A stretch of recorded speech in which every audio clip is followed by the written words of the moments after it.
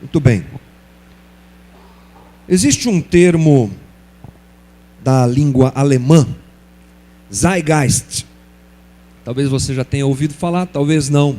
Mas ele serve muito bem para nós hoje, porque Zeitgeist é uma palavra alemã que significa espírito de época, espírito de tempo.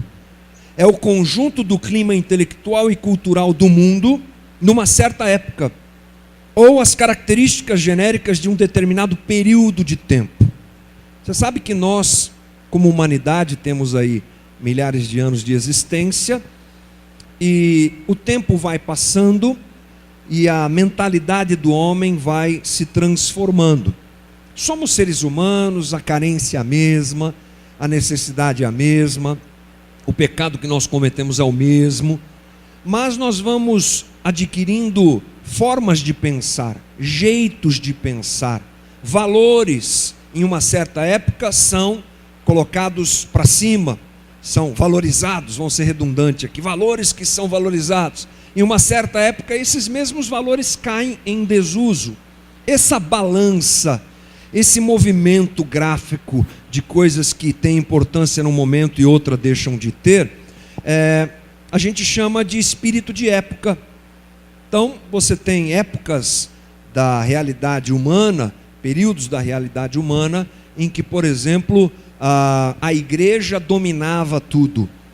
A idade antiga, naquele momento, o espírito de época estava ligado ao que a igreja dizia. A igreja tinha o poder, já que o homem tinha pouco conhecimento tecnológico, não explicava muitas coisas relacionadas à natureza e à própria vida humana, o homem olhava para o sobrenatural. E a igreja era essa entidade que ligava o homem ao sobrenatural. Então, aquele espírito de época, a igreja mandava, o que a igreja dizia acontecia. Passado um certo tempo, vem a modernidade, vem o iluminismo, vem o conhecimento tecnológico, vem a industrialização, não é? A revolução industrial, e as coisas começam a se desmistificar. E aí, por exemplo, a igreja começa a perder força dentro do espírito de época, ela vai perdendo a sua força. E o que aparece? Aparece o conhecimento humano, aparece a tecnologia. Aí nós pensamos como seres humanos e como sociedade que nós tínhamos solução para tudo, que nós sabíamos tudo, a gente conhece tudo, a gente domina tudo, é nós agora. Então o espírito da época da modernidade é o homem em primeiro lugar, o homem acima de tudo, o homem como resposta para tudo. Quando essa balança vai mudando, valores vão mudando junto com ela, não é? E hoje nós vivemos um momento que nós chamamos de pós-modernidade. E a pós-modernidade tem o seu espírito de tempo, tem o seu jeito de pensar, tem a sua forma de pensar, que é bem distinta de outras épocas. Isso é muito importante. Hoje nós vivemos um momento, o nosso zeitgeist desse momento tem muito a ver com a resistência à autoridade. Nós vivemos o tempo do relativismo, tudo é relativo. Cada um busca a sua felicidade, cada um dá conta da sua vida. Junto com isso temos um grande movimento de individualismo, cada um por si, cada um tem que ser feliz do jeito que quer, da forma que quer. E isso cria, no ambiente onde nós vivemos, uma resistência à autoridade. A gente quer ser livre, a gente quer mandar na vida da gente, a gente quer resolver o nosso próprio problema. Então o zeitgeist desse tempo é um zeitgeist que resiste, não é, à autoridade. Uma das características, não é só isso, é muita coisa, mas é o que nós vivemos hoje. Então nós temos essa realidade presente na nossa forma de pensar, no nosso jeito de agir, na nossa forma de reagir às coisas. E não se engane, mas os nossos jovens são doutrinados a isso, doutrinados a uma liberdade que é anti-autoridade. Não confunda autoridade com autoritarismo. É muito importante a gente fazer essa diferenciação, não é? Mas a autoridade é algo que é relativo às relações, pais e filhos, filhos e pais, e que ela tem sido grandemente afetada por esse espírito de época, por esse zeitgeist de hoje. Mesmo a gente não pensando nisso, mesmo a gente, aliás, esse tipo de coisa a gente não pensa, a gente não produz porque quer.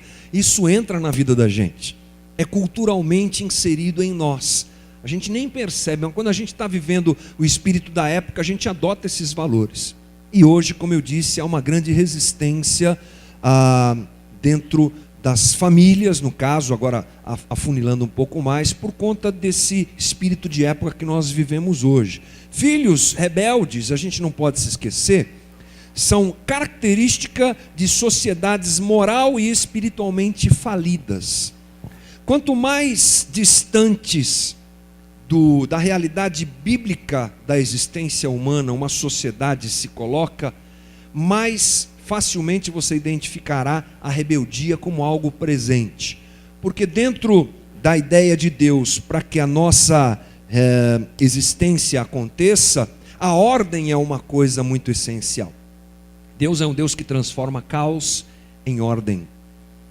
Lá no Gênesis você já vê isso, né? Caos, tudo vazio, sem nexos, sem conexões, sem existência. Vem Deus e traz a palavra e a ordem vai sendo colocada. O Deus que nós conhecemos, o Deus da Bíblia, é um Deus de ordem, não é? E quando essa ordem se perde, no caso de uma sociedade, quanto mais desordenada ela está, quanto mais moralmente prejudicada ela está e espiritualmente distante dos valores bíblicos, mais você vai identificar a rebeldia. Quero compartilhar com você Romanos. Paulo escreve aos Romanos e ele cita alguma coisa do tipo, é um texto muito importante. Além do mais, Romanos 1:28. Além do mais, visto que desprezaram o conhecimento de Deus, ele os entregou uma disposição mental reprovável para praticarem o que não deviam. Tornaram-se cheios de toda sorte de injustiça, maldade, ganância e depravação. Estão cheios de inveja, homicídio, rivalidades, engano e malícia. São bisbilhoteiros, caluniadores, inimigos de Deus, insolentes, arrogantes e presunçosos. Inventam maneiras de praticar o mal, desobedecem a seus pais. São insensatos, desleais, sem amor pela família. Implacáveis, embora conheçam o justo decreto de Deus de que as pessoas que praticam tais coisas merecem a morte, não somente continuam a praticá-las, mas também aprovam aqueles que a praticam. Paulo está escrevendo à igreja em Roma, e Roma, nesse momento, era o maior império que já existiu na história da humanidade. E tamanho era, da mesma maneira, melhor dizendo, que Roma era grande no seu tamanho, na sua força, no seu poder, na sua opulência, ela era grande na sua imoralidade. Ela era grande na sua falta de temor aos valores morais. A realidade da sociedade romana era a mais depravada da história, uma das mais depravadas da história que você pode imaginar. Então Paulo, quando escreve a Roma, tem isso na sua mente. Ele, inclusive, que era um cidadão romano. E diante dessa realidade imoral, ele destaca a falta do compromisso das pessoas em obedecer aos pais. Paulo também está dando um espelho de toda a humanidade, mas esse jeito de Paulo falar tem como base a própria sociedade romana. Portanto, quando a gente tem a junção da rebeldia natural que está em todos nós, somos naturalmente rebeldes. Com a rebeldia, vamos chamar assim, social, nós temos uma explosão de rebeldia. E isso é bem aquilo que a gente tem vivido hoje em alguns aspectos. A rebeldia que está dentro dos lares é uma realidade absoluta. Inclusive tivemos algumas conversas anteriores onde eu me referi a isso, não é? Vivemos um momento em que os jovens não querem se submeter à autoridade. Os lares não têm feito o seu papel. Pais e mães têm falhado no seu papel de exercício de autoridade, e o que nós temos é um grande problema nesse aspecto. A nossa conversa hoje tem mais a ver com filhos. Mas antes de entrar especificamente na conversa com filhos, que todos nós somos, né, querendo ou não, nós precisamos nos lembrar que essas conversas têm a ver com um pressuposto, algo que Paulo pensa ser realidade para quem ele escreve. Paulo está escrevendo o texto base que nós usamos aqui para os Efésios. a igreja em Éfeso. E ele está escrevendo para quem? Para crentes. Paulo está escrevendo para crentes. Portanto, toda a construção intelectual e bíblica que nós fizemos aqui nesses últimos domingos tem a ver com esse pressuposto de Paulo. Paulo escreve para crentes, e a gente está conversando aqui com crentes, com cristãos, com gente que teme a Deus, com gente que se preocupa em ter uma vida que reflete os valores do Evangelho apresentados na própria Escritura. Esse é um pressuposto inegociável. Por quê? Porque se nós não entendermos assim, nós vamos correr o risco de sempre jogar a culpa no outro. E é o que realmente acontece, né? Nós justificamos os nossos erros pelo comportamento dos outros. Nós já falamos de homens aqui, já falamos de mulheres, já falamos do casamento, já falamos aos pais e agora estamos falando com os filhos. Aí você ouve uma conversa como essa, a que nós tivemos, por exemplo, semana passada, quando nós conversamos sobre o papel dos pais. E aí você, pai, ouve isso e fala assim: ah, mas o meu filho não colabora, ele não me ajuda, ele é muito rebelde, muito complicado ele, para que eu seja o pai que o texto bíblico diz que eu tenho que ser. Quando a gente se comporta desse jeito, a gente nunca traz para dentro da nossa casa a possibilidade dela se tornar um lar cristão e um ambiente cristão. Sempre nós temos que ser aqueles que dão início ao movimento para que o lar da gente seja cristão. Tem um filósofo francês, Sartre, que diz assim: o inferno sempre são os outros. A gente sempre vai dizer que é o outro que é culpado, não é verdade? É sempre assim. Ah, eu não consigo ser o marido que a Bíblia diz que eu tenho que ser, porque a minha mulher não é a mulher que a Bíblia diz que tem que ser. É aí que entra a questão de nós nos tornarmos aqueles que agem em favor do Evangelho, ou na direção do Evangelho, melhor dizendo, para que a nossa casa seja transformada. Eu tive uma conversa muito boa esses dias com um irmão aqui da igreja, em que estava dando seu testemunho nesse sentido, que disse assim para mim: olha, meu casamento nos 3 primeiros anos foi um inferno, crise atrás de crise, a gente quase se separou, quase que a gente chegou à conclusão que não dava mais para ser um casal.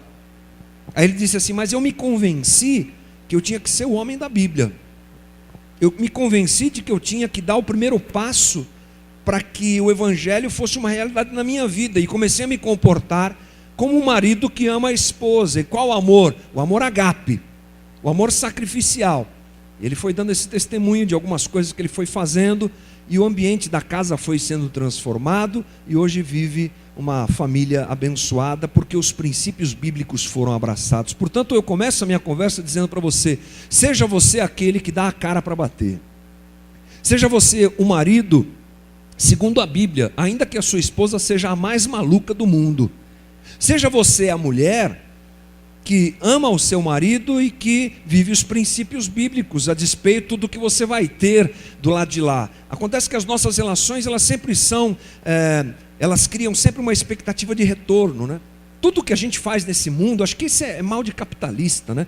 Tudo que a gente faz, a gente quer que alguma coisa aconteça do outro lado. A gente faz isso com Deus. A gente vem na igreja, lê a Bíblia e ora esperando que Deus abençoe a gente, não porque Ele já tenha feito a maior obra de todos os tempos, que foi entregar seu Filho por nós. Nas nossas relações a gente age assim também. Ah, eu vou amar meu filho e vou cuidar dele, mas vamos ver qual o tipo de retorno que ele vai me dar. Não é relação de retorno, não é relação de performance, é relação de amor. Portanto, a gente começa, mais uma vez, alguma coisa que eu falei aqui semana passada, a nossa conversa com essa pressuposição, de que você é cristão, de que você ama Jesus, e de que você está fazendo a tua parte. Aliás, eu me incluo nisso. Estamos nós fazendo a nossa parte, para sermos quem devemos ser dentro da nossa casa. O desequilíbrio nessa situação gera um ambiente desequilibrado também, e esse movimento que Deus quer realizar na vida da gente acaba não acontecendo. Posto isso, irmãos, vamos dar uma olhada no nosso texto, percebendo esse movimento que nós vivemos hoje de rebeldia, percebendo o que nós temos que fazer e como nós devemos nos comportar dentro de uma relação familiar. Voltemos nós ao texto, Efésios capítulo 6, lembra? Efésios 6, versículo 1 diz: filhos, obedeçam a seus pais no Senhor, pois isso é justo. Honra teu pai e tua mãe. Este é o primeiro mandamento, com promessa, para que tudo te corra bem e tenhas longa vida sobre a terra. Pais, não irritem seus filhos, antes criem-nos segundo a instrução e o conselho do Senhor. Vamos dar uma olhada em algumas palavras-chave. É um texto curto, nós já até lemos aqui nas outras semanas quando nós conversamos sobre esse assunto, mas vamos lá. A palavra pais usada aqui, diante do que nós colocamos anteriormente, que tem dois tipos de palavras pai no grego para a gente pensar. Aqui pai é pai e mãe, tá bom? Aqui pai é pai e mãe. Então quando o texto diz obedeçam a seus pais, filhos obedeçam aos seus progenitores, pai e mãe. Ou no caso de uma criação diferenciada, que é muito comum também, obedeça àquele que detém autoridade sobre você. Obedeça àquele a quem você considera pai e mãe, considera autoridade. Então a direção do texto bíblico é essa, que o filho deve obedecer ao pai. Agora vamos pensar sobre o que é esse negócio de obedecer e o que é esse negócio de honrar. O que é que o texto bíblico quer nos dizer com obedecer e honrar? Qual a ideia de Paulo ao dizer isso? Bom, a palavra obedecer, ela quer dizer o seguinte: colocar-se debaixo de uma ordem. É meio óbvio, sim, mas essa é a ideia. E tem mais, é a ideia de ser um porteiro, que quando alguém bate na porta, você vai correndo para saber quem é. Aquele que está sempre à disposição para atender um chamado, para atender uma ordem, para saber, se tem alguém querendo alguma coisa. Essa é a ideia. Então, essa colocação nos dá a ideia de que Paulo quer dizer que é preciso ter atenção ao que se diz. Obedecer requer atenção. E esse é um chamado de Paulo. Filhos, ouçam o que os seus pais têm a dizer e façam o que os seus pais dizem. No Velho Testamento, a gente precisa dar uma passeada lá só para dar uma embasada na nossa conversa. A coisa era mais profunda, inclusive, do que essa. No Velho Testamento, a ideia de filhos sustentarem os pais na dificuldade financeira era muito clara e muito direcionada, ok? O modelo de Deus para a sociedade de Israel incluiu o cuidado com uma parcela mais frágil da população. A gente já conversou algumas vezes aqui sobre a ideia do quarteto da fragilidade. Quando a gente vai conhecer a lei de Israel, você vai encontrar no Pentateuco partes da lei muito específicas quanto ao cuidado a órfãos, viúvas, estrangeiros e pobres. 4 categorias de gente, 4 tipos de pessoas que eram preservados pela lei. Um teólogo antigo aí deu o nome desse grupo de quarteto da fragilidade. Então Israel tinha que cuidar desse pessoal, dos pobres, das viúvas, dos órfãos e dos estrangeiros, e também cuidar dos pais. Os pais não entram diretamente nessa situação, mas os filhos tinham a obrigação, por lei, de cuidar dos pais. Veja que interessante, Jesus repreende os fariseus que não faziam isso. Vou ler com você, Mateus 15, de 1 a 9, diz: Então alguns fariseus e mestres da lei, vindo de Jerusalém, foram a Jesus e perguntaram: por que os seus discípulos transgridem a tradição dos líderes religiosos, pois não lavam as mãos antes de comer? Respondeu Jesus: E por que vocês transgridem, o mandamento de Deus por causa da tradição de vocês? Pois Deus disse: honra teu pai e tua mãe, e quem amaldiçoar seu pai e a sua mãe terá que ser executado. Mas vocês afirmam que se alguém disser a seu pai e a sua mãe: qualquer ajuda que vocês poderiam receber de mim é uma oferta dedicada a Deus, ele não é obrigado a honrar seu pai dessa forma. Assim vocês anulam a palavra de Deus por causa da tradição de vocês. Hipócritas! Bem profetizou Isaías acerca de vocês, dizendo: este povo me honra com seus lábios, mas seu coração está longe de mim. Eles me adoram, seus ensinamentos não passam, em vão me adoram, seus ensinamentos não passam de regras ensinadas por homens. Jesus está puxando a orelha dos fariseus que diziam aos seus pais: olha, toda a ajuda que eu possa dar a vocês é uma oferta que eu posso dar a Deus. E aí eles iam no templo e diziam que tinham dado oferta e deixavam de ajudar os pais. Hipócritas. É isso que Jesus chama esses homens. Ou seja, o texto bíblico nos deixa claro que é necessário esse cuidado também da parte dos filhos para com os pais. Mas tem mais. A palavra usada por Paulo é a palavra honrar. E a gente pode começar a pensar no que é honrar, além de obedecer. O que é esse honrar? Vamos pensar no contrário. Para a gente entender o que é honrar, vamos pensar no oposto. Honrar, o contrário de honrar é desprezar ou amaldiçoar. Desprezar no que sentido? Não dar importância. Simplesmente. Fácil, né?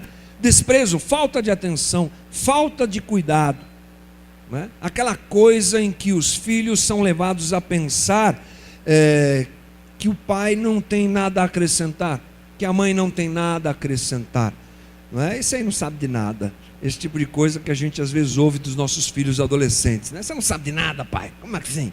Esse tipo de coisa que é fruto inclusive dessa loucura que nós vivemos hoje, né? Esse desprezo.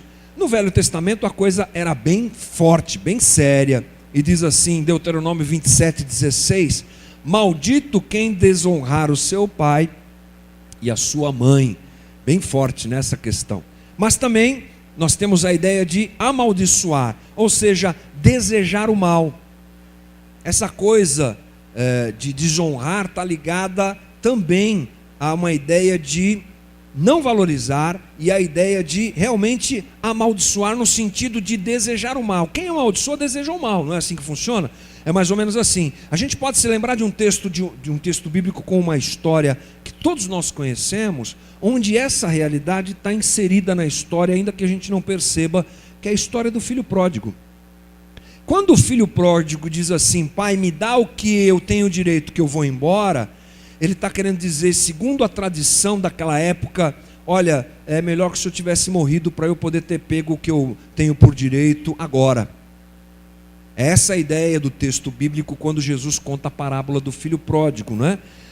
Lá em Êxodo 21:17 a gente tem alguma coisa muito séria sobre isso, que diz assim: quem amaldiçoar seu pai e a sua mãe terá que ser executado. É forte, hein? O texto bíblico do Velho Testamento é forte demais. Mas o que a gente pode entender aqui é que o ambiente familiar cristão, ele proporciona que essas coisas sejam desarmadas.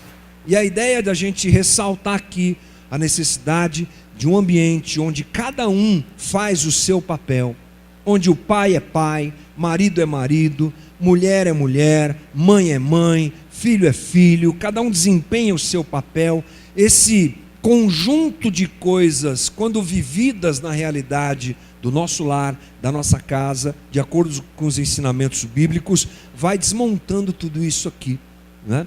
Vai quebrantando corações, vai proporcionando relacionamentos tratados por Deus, e essas situações, espero eu, que passe longe da minha casa e da sua casa. Mas o que a Bíblia nos diz é que o filho deve, portanto, obedecer ao pai, honrar pai e mãe, não desprezar, não querer o mal, não desejar o mal ao pai ou à mãe. Esse é o ensinamento bíblico, ok? E a obediência é uma coisa que ressalta claramente aqui no texto, mas a gente precisa pensar, como se deve obedecer? Versículo 1 diz lá: filhos, obedeçam a seus pais no Senhor. Paulo agrega uma informação importante quando ele cobra a obediência dos filhos. Filhos, obedeçam aos pais no Senhor. A direção, portanto, do texto bíblico é agradar aos pais, sabendo que isso agrada a Deus. Mais uma pressuposição aqui, de que filho aqui conhece a Deus e sabe o que está fazendo. Por isso que a gente tem que ensinar as crianças no caminho que deve andar. Se nós queremos que os nossos filhos nos obedeçam como ao Senhor, eles não poderão fazer isso se não conhecem ao Senhor. Uma coisa está linkada necessariamente à outra. Aqui eu acho que o texto bíblico fala alguma coisa a respeito do próprio coração da criança, do coração do adolescente, do coração do jovem, por que não dizer do coração do adulto? Porque a gente está vivendo uma geração que os filhos estão saindo de casa cada vez mais tarde. Você sabe disso, né? Essa é a nossa realidade.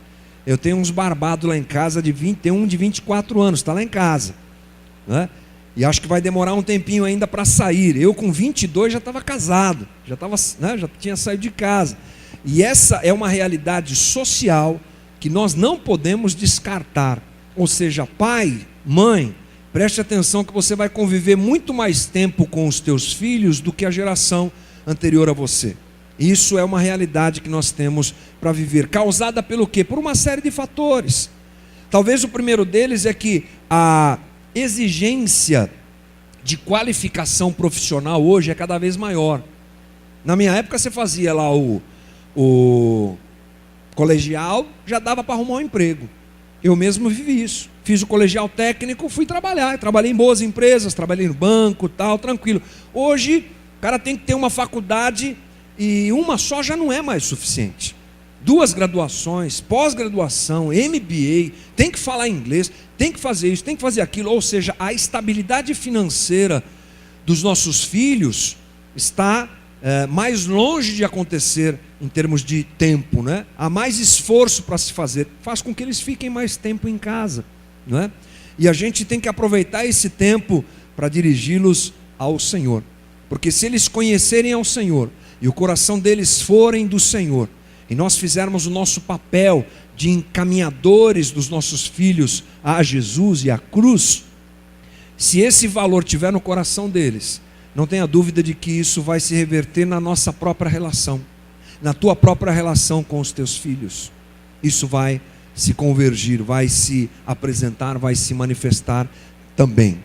O coração voltado a Deus, sem dúvida nenhuma, ajusta as nossas atitudes e as nossas relações. Um coração de um filho que ama Jesus é um coração com mais facilidade de ser obediente, menos rebeldia está presente naquele coração. E o que importa, gente, é o coração. Há uma conversa que Jesus tem com os fariseus que eu acho que cabe bastante para a gente aqui. Mateus 21, 28 diz assim: o que vocês acham? Havia um homem que tinha 2 filhos. Chegando ao primeiro, disse: filho, vá trabalhar hoje na vinha. E este respondeu: não quero. Mas depois mudou de ideia e foi. O pai chegou ao outro filho e disse a mesma coisa. Ele respondeu: sim, senhor, mas não foi. Qual dos 2 fez a vontade do pai? O primeiro, responderam eles. Jesus lhes disse: digo-lhes a verdade, os publicanos e as prostitutas estão entrando antes de vocês no reino de Deus. Jesus traz uma parábola, uma conversa interessante, falando de 2 filhos que recebem a mesma ordem. Um diz que não ia fazer o que o pai disse que tinha que ser feito, mas depois ele se arrepende do que disse, vai e faz. Eu acho esse um exemplo bem interessante da ação de Deus nas nossas relações. Eu tenho 3 meninos e eles são completamente diferentes. Nasceram da mesma barriga, do mesmo pai e da mesma mãe, mas eles são diferentes, né? Algumas vezes uns se comportam como esse filho aqui: vai fazer tal coisa, reclama, retruca, mas daqui a pouco o coração sabe que está errado. A gente criou eles no Evangelho de Jesus Cristo, não são perfeitos, longe disso, mas amam a Jesus e temem a Deus. Daqui a pouco o coração, né, se move, ele vai lá, eles vão lá e resolvem a coisa. Esse tipo de coisa que a gente está dizendo, uma ação que vai convertendo o coração dos nossos filhos, e isso transforma as nossas relações, fazendo com que o nosso lar seja um lar muito melhor, é óbvio. Agora a pergunta que talvez possa ser feita é: qual o limite dessa obediência? Filhos têm que obedecer cegamente os pais? A gente precisa perguntar isso. Qual é o limite dessa obediência? Qual o limite disso? Bom, Colossenses capítulo 3, versículo 20, Paulo também fala sobre família, e ele usa a seguinte situação ali: filhos, obedeçam a seus pais em tudo, pois isso agrada ao Senhor. Esse termo em tudo, quando ele é analisado melhor na língua grega, em outros contextos bíblicos, ele seria melhor traduzido por sempre. Ok? Portanto, É bom que os filhos obedeçam sempre aos pais, no sentido de continuidade, sempre. Sempre o filho está obedecendo o pai. Essa é a ideia de Paulo.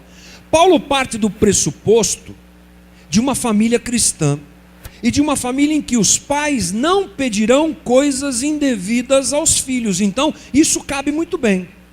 Pai crente, mãe crente, filho crente. O pai não vai pedir loucura, o pai não vai exigir do filho o que ele não pode dar, o pai não vai ser agressivo com o filho, também a mãe. Então, dentro dessa ideia, ok.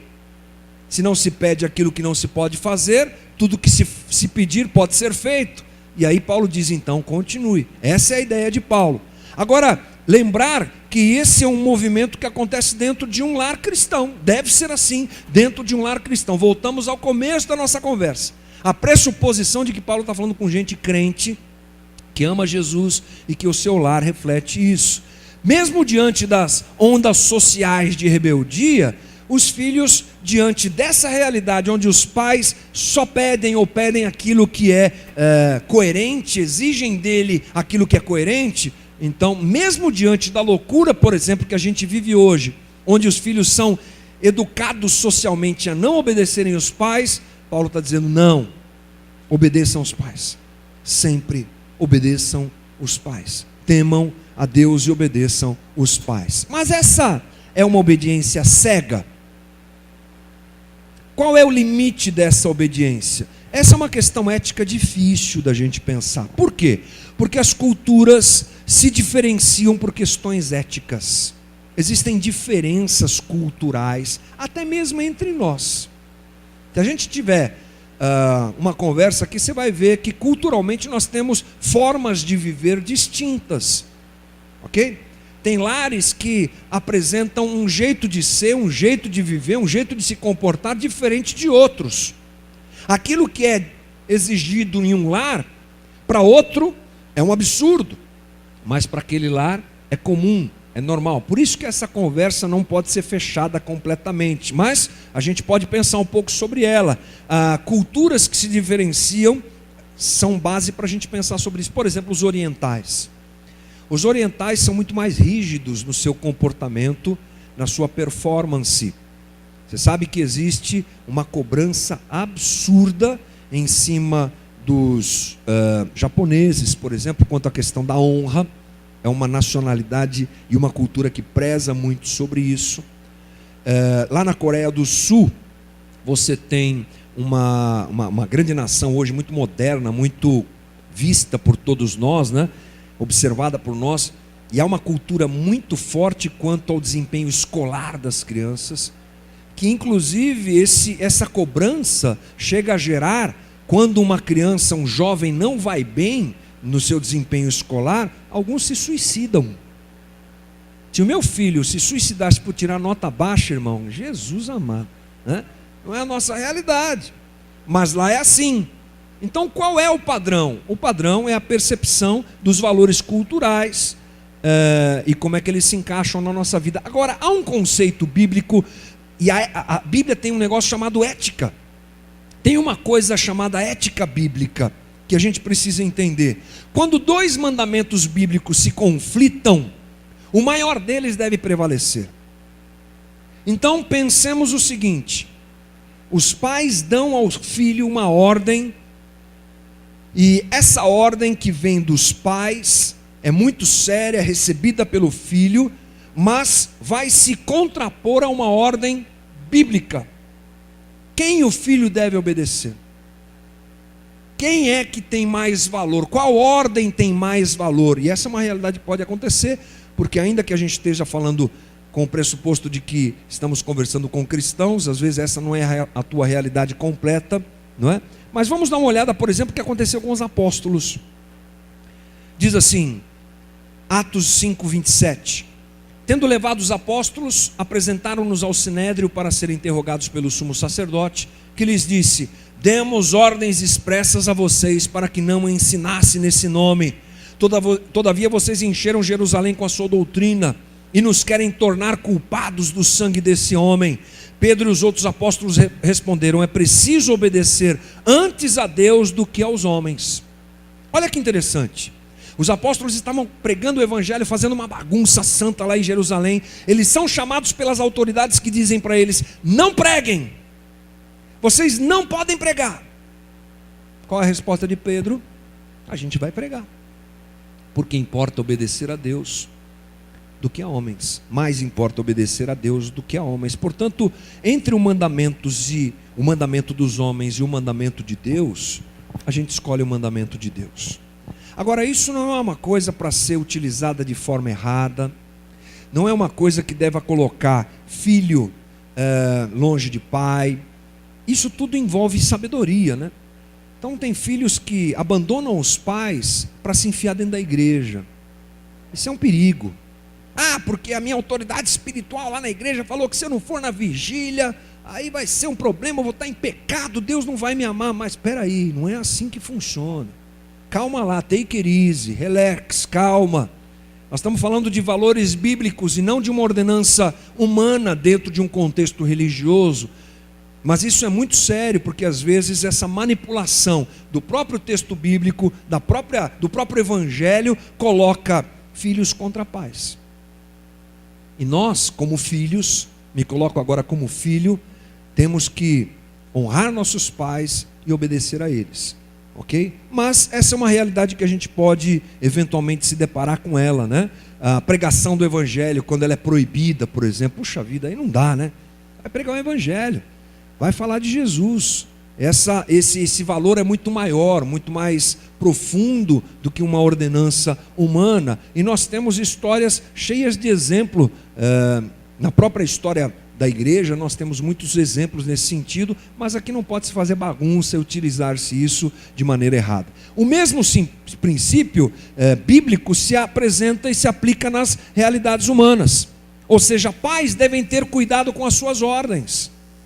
Pais não podem ser incoerentes e exigir dos seus filhos o que eles não podem dar. Pais não podem colocar canga e sobrecarga sobre os filhos. Mas da mesma maneira, filhos devem amar a Deus. Filhos devem amar aos pais e devem ser obedientes aos pais. Veja que tudo é uma engrenagem e uma está ligada à outra, não é? O texto também nos diz que obedecer deve acontecer porque é justo. Justo quer dizer apropriado, conveniente, adequado, que está de acordo com a vontade de Deus. Quando a gente fala de justiça de Deus, a gente tem que tomar cuidado, porque existem dois tipos de expressão que usam esse termo aqui, ok? Aqui nós entendemos que é justo, por quê? Porque é a vontade de Deus. Você lembra o que está escrito, por exemplo, lá em Mateus 6,33? Busquem, pois, em primeiro lugar o reino de Deus e a sua justiça, e todas essas coisas lhes serão acrescentadas. Reino de Deus e justiça quer dizer o quê? Vontade de Deus. Obedecer aos pais é justo, ou seja, é a vontade de Deus. Filho, obedeça a teu pai, porque é a vontade de Deus, porque é justo. A segunda coisa, é justo também, pois os pais são mais velhos e mais experientes do que os filhos. Uma questão justa nesse sentido. Já viveram a vida, já andaram mais que o filho, podem agregar, podem dirigir, devem ser ouvidos pela sua experiência e pela sua caminhada. A gente sabe que hoje, aliás, acho que não é só hoje, mas sempre os adolescentes desafiam os pais, né? Acham que a gente está velho, a gente que não sabe nada, que a gente está ultrapassado. Essa é uma realidade muito grande, mas que deve ser percebida por nós e discutida com os nossos filhos, no nosso caso de pais, e dos filhos que devem obedecer aos pais, devemos perceber isso também. E há também aqui uma questão de gratidão, né? Uma gratidão que deve acontecer da parte dos filhos para com os pais, não como uma cobrança injusta. A gente não cria filhos para que eles fiquem nos devendo e nos paguem lá na frente. Isso não existe. A gente cria os filhos e dá a eles o melhor, porque é assim que deve ser. Porque é assim que as relações pais e filhos devem acontecer. Mas esse reconhecimento que vem através da bondade, que vem através da gratidão, que vem através da obediência, é um bom retorno que nós filhos podemos dar aos nossos pais. E a última coisa importante, é que o texto nos diz que obedecer aos pais é um mandamento. Versículo 2: honra teu pai e a tua mãe, Este é o primeiro mandamento com promessa. Esse mandamento, gente, está no Decálogo. Lembra? 10 mandamentos. Êxodo, está lá em Êxodo 20. Obedeça a teu pai, a tua mãe. Honre ao teu pai e à tua mãe. A gente rapidamente precisa se lembrar que a lei judaica era dividida em 3 tipos de lei. A primeira delas, a cívica, que era a lei que dirigia a nação de Israel, as relações e a ordem dentro da nação. Então quem praticava um crime, como é que essa pessoa era punida? A lei dizia, porque era a ordem dentro da nação israelita, da nação judaica. Essa ordem não cabe para nós respondemos à Constituição e às leis brasileiras, não tem nada a ver com a gente. Depois de Cristo isso perdeu o seu valor, e até porque nós não somos judeus, então isso não tem nada a ver com a gente. Outro tipo de lei, religiosa, ela era a lei que regia as relações Deus e Israel. Vai lá, sacrifica, faz isso, faz aquilo, o comportamento do sacerdote, todo a vestuário, tudo aquilo, nada a ver com a gente, porque a lei, ela tem como finalidade nos levar a Cristo, e nós hoje não estamos escravos dessa situação judaizante que nós vemos muitas vezes em muitas igrejas, porque isso acabou. A única coisa que deve ser observada por nós dentro das leis de Israel, elas servem como observação, elas servem como aprendizado, mas a lei moral, ela deve ter lugar no nosso coração. Cívica não, religiosa não, moral sim, ok? Esses mandamentos, eles demonstram a personalidade de Deus. Então quando Deus diz lá, obedeça a seus pais e as suas mães, obedeçam aos seus pais, honrem seus pais, melhor dizendo, pai e mãe, está dizendo aquilo que Deus quer que seja vivido por nós. É o jeito que Deus pensa, é a personalidade de Deus, melhor dizendo, é o caráter de Deus. E honrar pai e mãe está no mesmo grau de outros mandamentos que a gente leva muito mais a sério do que esse. E cabe a nós, filhos, prestarmos atenção nisso. Vou ler com você Êxodo 20. Honra teu pai e tua mãe, a fim de que tenha vida longa na terra que o Senhor teu Deus te dá. Aí vem na sequência, não matarás. Está na mesma vibe. Não adulterarás, não furtarás, não darás falso testemunho contra teu próximo, não cobiçarás a casa do teu próximo, Olha só, honra teu pai e tua mãe, está na mesma linha, no mesmo texto onde está escrito não matarás. Não matarás a gente leva a sério, honra teu pai e tua mãe também, é o que o texto bíblico nos diz, ok? Jesus inclusive disse ao jovem rico, que ele deveria obedecer aos mandamentos, e cita obedecer aos pais. Você deve se lembrar dessa história, né? Então ser cristão é obedecer a Deus, viver a sua vontade, a vontade de Deus na nossa vida, e isso inclui obedecer aos pais. E finalizando, o texto nos diz que é um mandamento com promessa.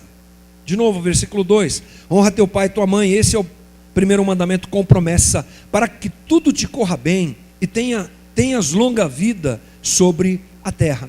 Era assim para Israel e é assim conosco. Esse tipo de mandamento tem validade agora no tempo presente, porque ele ultrapassa as questões da etnia de Israel, porque agora nós somos o Israel de Deus, a igreja de Deus. Deus nos abençoa quando nós temos esse tipo de comportamento, honrando aos nossos pais, obedecendo aos nossos pais e assim por diante. E também, gente, você há de convir comigo que Deus usa o bom senso. Algumas vezes eu já falei sobre isso aqui. O Deus da Bíblia, ele tem bom senso. Um filho, uma filha que obedece ao pai, sendo este pai, mãe, pais, né? Vamos colocar pais, que é melhor a palavra. Sendo esses pais tementes a Deus, que não vão exigir desse filho aquilo que ele não pode dar, como eu já disse. Ou seja, quando essa engrenagem funciona bem, a probabilidade de dar errado é muito menor, né? Você há de convir comigo. Quando essas coisas estão ajustadas, isso eu chamo de bom senso, Deus abençoa, porque Ele já instituiu isso como uma realidade para a nossa existência e para as nossas relações.